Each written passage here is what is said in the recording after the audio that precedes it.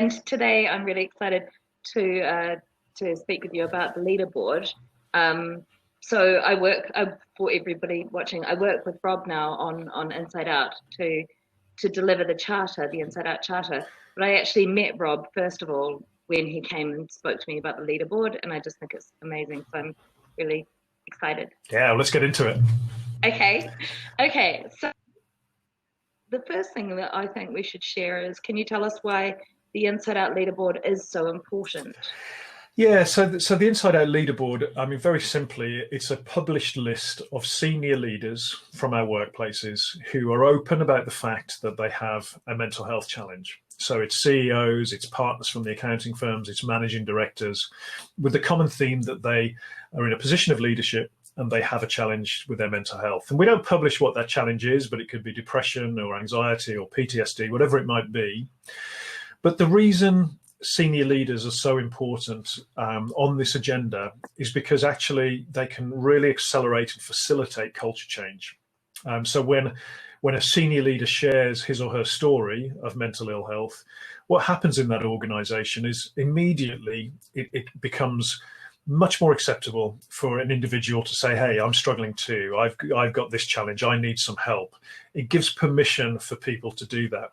Now, anybody who shares their story of mental ill health is a role model. Anybody is contributing to normalizing the conversation. But when our senior leaders speak out, it really starts that process of culture change. So I think that's the first thing. But secondly, when leaders speak out publicly and put their name to the leaderboard, what we then start to see is a ripple effect of other leaders following suit. And now we've done 2 years of the Inside Out leaderboard in the UK.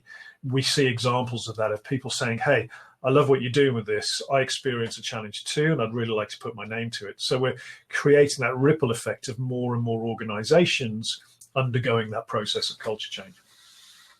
That's why you're talking about these examples. Can you give us a couple of examples of the impact, like some real life examples? Yeah, absolutely. And it's almost kind of which ones do I decide? I'm in this really decide to share, because I'm in this really fortunate position of hearing lots of wonderful stories. But I think there's two I'll share with you. One is from Amanda Lambert, who is the chief people officer at 3, the mobile phone business.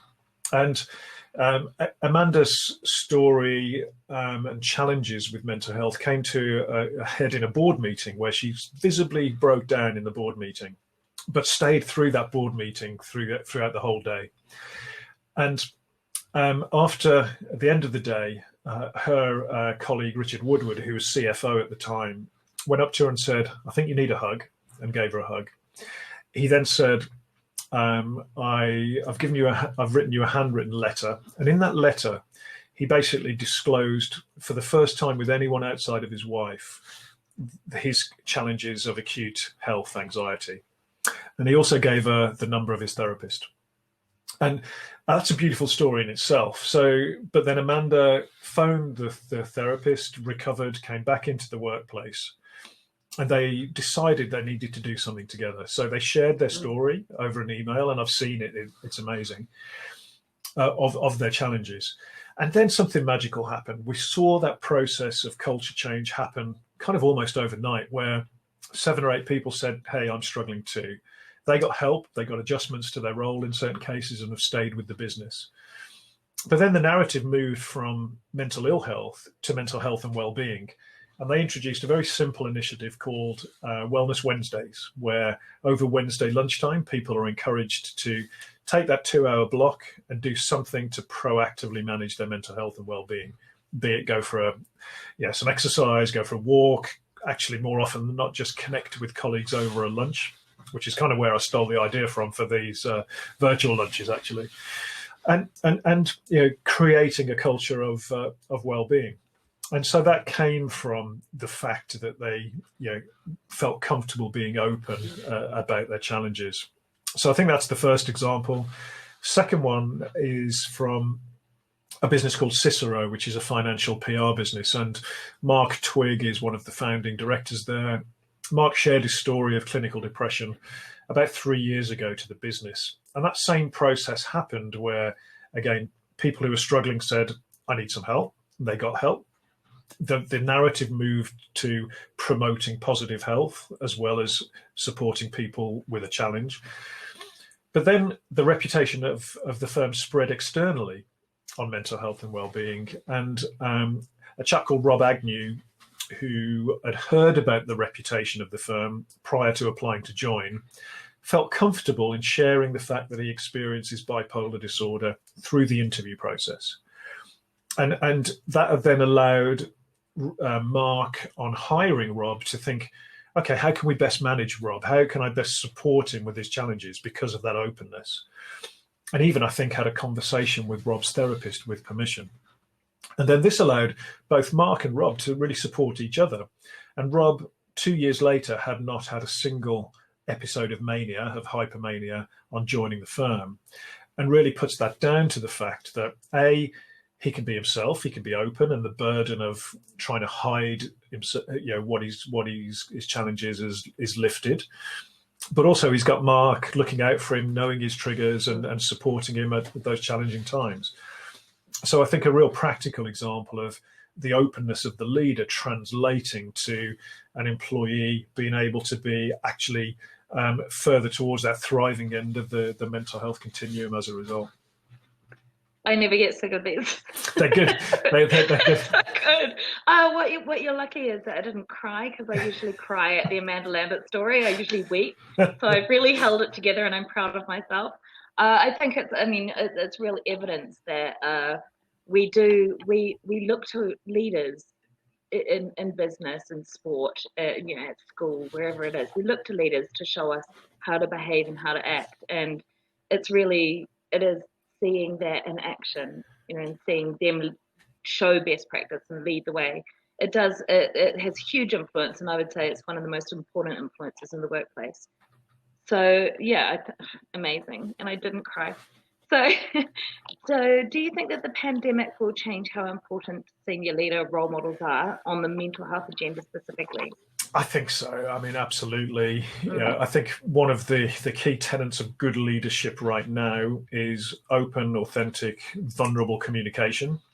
So where I've seen good examples of leadership, the CEO of the Marriott Group, for example, with an amazing video of his talk to the business, the CEO of Airbnb, and how he handled the fact that he'd got to reduce the size of the workforce to save the business. And I think how we act as leaders now is really, really important. That openness, authenticity, vulnerability. And again, I've done some events recently where we've had some senior leaders, CEOs and other C-suite, just talking about how difficult they're finding the pandemic, what challenges they've gone through as humans, because sometimes we see our leaders on this pedestal and think, they're this confident, they've got it all, they've made it, they've made their career, this is not troubling them. Whereas actually when we see our leaders say, hey, I'm struggling too with this, and B, I don't have all the answers, but this is the best information we have, and we're going to share this with you. What that does for employees is it allows them to feel, okay, we see our leaders struggling and responding. It's okay for me to struggle and respond as well. So I think good role modeling on this agenda right now of leaders that are sharing how they're feeling, being vulnerable, but also role modeling healthy behaviors and role modeling that, it's really encouraged to take some exercise in the middle of the day. It's really important to put those buffers between home and work in place and not let work tail into the evening.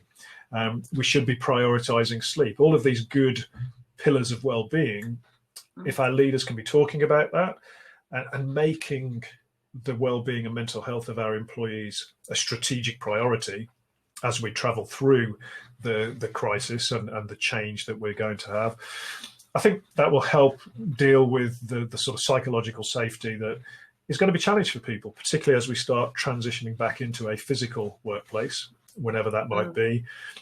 We need leaders to help us do that. So I think emphatically, yes. And I think the quote that sort of resonates with me is, through this, people will remember how leaders made them feel. that is the real thing, the legacy that we will take away, particularly on the mental health agenda. We will really, employees will really just remember how they were made to feel by their leaders. And I think that will be hard to get back if leaders get it wrong right now. Yeah, I agree. And I think, listening to that, one of the things that I've been taking away from conversations with employers is sort of upping the ante on transparency of delivering information. And again, like with leaders in government, the transparency is the bit that matters most. So onwards and upwards, what's happening with the leaderboard launch that we had to postpone?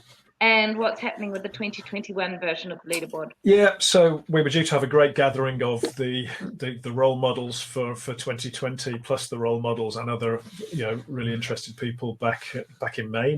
Back in April, wasn't it? And I'm losing track of time with all of this, which is another kind of symptom of the pandemic. So we kind of postponed it to June. We're going to have to postpone it again, and I think it's really interesting. We don't really know as a physical gathering when we're going to be allowed those, but I think it is important to try and get them together. So I'm going to push that back out to the end of October as a provisional date, and then hopefully then we'll be able to get together. But what we don't want to do is get people together when it's not safe or people feel unsafe by it. So maybe we have to look at alternatives, but I think we will definitely get the role models together when it is safe to do so. And then the 2021 leaderboard, our mission is to grow the cohort from a standing start again. We had 69 role models with lived experience. So our challenge is to grow that. And I'm delighted that you will be taking a prominent role in helping make that happen, Sarah. So in answer to your question, I think you're going to be helping me do it. It would be my absolute pleasure. I mean, this is where I first fell in love with InsideOut was with this, because, after years and years of experience in business, working within cultural change and specifically with mental health and stigma, hands down, it is senior leadership that makes the impact measurably. And so, I passionately am on board with this. And I think that we're walking out of the pandemic with a much more open attitude as it stands. Yeah. And people are being open about how they're feeling and what they're doing. Yeah. So I'm pretty optimistic. Yeah, and it'll be great to have you kind of leading the charge on that. I think my challenge to all organisations is, if you do not have someone in your broad leadership group, and that's CEO 3 stages removed, and that's a pretty broad leadership group. If you don't have someone from there who's prepared to say, hey, I've experienced a mental health challenge in my lifetime, because probably 50% of them will have. Mm. If you don't have someone that is talking about it, without putting people under undue pressure, inviting people to think about the benefits of sharing their experience, the case studies that we've just spoken about, I think our employees will need to see that from our leaders. We'll need to say, hey, I struggle too as a leader of the business. So I'm looking forward to you getting out there and spreading the word amongst those organisations that maybe haven't been represented on the InsideOut leaderboard to date. And I think that's going to be really important work. So thank you for being up for the challenge. Oh, absolutely.